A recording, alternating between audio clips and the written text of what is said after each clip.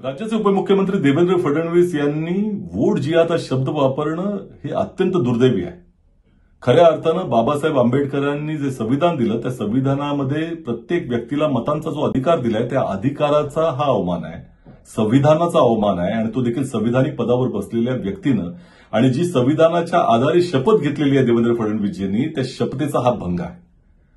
खऱ्या अर्थानं मुस्लिम समाज भारतीय जनता पक्षाला मतदान का करत नाही याची चिंता भारतीय जनता पक्षानं बाळगली पाहिजे. तुम्ही ज्या वेळेला मुस्लिमांच्या बद्दल द्वेष पसरवणाऱ्या नितेश राणे आणि रामगिरी महाराजांसारख्या लोकांना पाठीशी घालता आणि दुसऱ्या ठिकाणी जम्मू काश्मीरमध्ये जाऊन मुस्लिम सणांच्या निमित्तानं सिलेंडर 2-2 सिलेंडर मोफत देण्याची घोषणा करता, हा जो विरोधाभास आहे हा भारतीय जनता पक्षाच्या एकंदर कार्यपद्धतीमध्ये आहे. तुम्हाला जर मुस्लिम मतं पाहिजे असतील तर पहिल्यांदा हे रामगिरी महाराज किंवा नितेश राणे किंवा ती जी काही माणसं सोडलेली आहेत तुम्ही द्वेषपूर्ण विधान करण्याचा, त्यांना पाठीशी घालणं सोडून द्या. कोणीही द्वेषपूर्ण विधान करत असेल, कोणत्या समाजाबद्दल प्रति त्या ठिकाणी तिरस्कार पसरवायचा प्रयत्न करत असेल, त्याला पाठीशी घालणं सोडा, त्याला शासन करा. तुम्हाला जर त्या ठिकाणी धार्मिक विद्वेष करणारा कोणताही व्यक्ती आढळला तर त्याला गजाआड पाठवण्याची हिंमत बाळगा.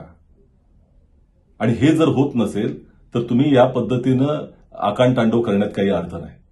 संविधानाची कितीही मंदिरं तुम्ही उभारलीत आणि दाखवण्याचा दिखावा करण्याचा प्रयत्न केलात तरी प्रथमतः ते संविधान नेता म्हणून आणि नागरिक म्हणून स्वतःच्या जीवनाचा भाग बनवला नाही तर त्याला काही अर्थ उरणार नाही.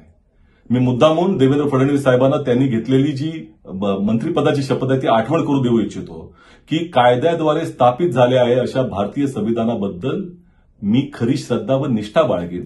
मी भारताची सार्वभौमता आणि एकात्मता उन्नत राखीन आणि संविधान व कायदा यानुसार सर्व तऱ्हेच्या लोकांना मी निर्भयपणे व निस्पृहपणे तसेच कोणाच्या विषयी ममत्व भाव व आकस न बाळगता न्याय वागणूक देईन.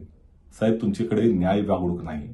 तुम्ही एकात्मतेसाठी खऱ्या अर्थानं प्रयत्न करत नाही आणि संविधानाबद्दल खरी श्रद्धा व निष्ठा बाळगत नाही.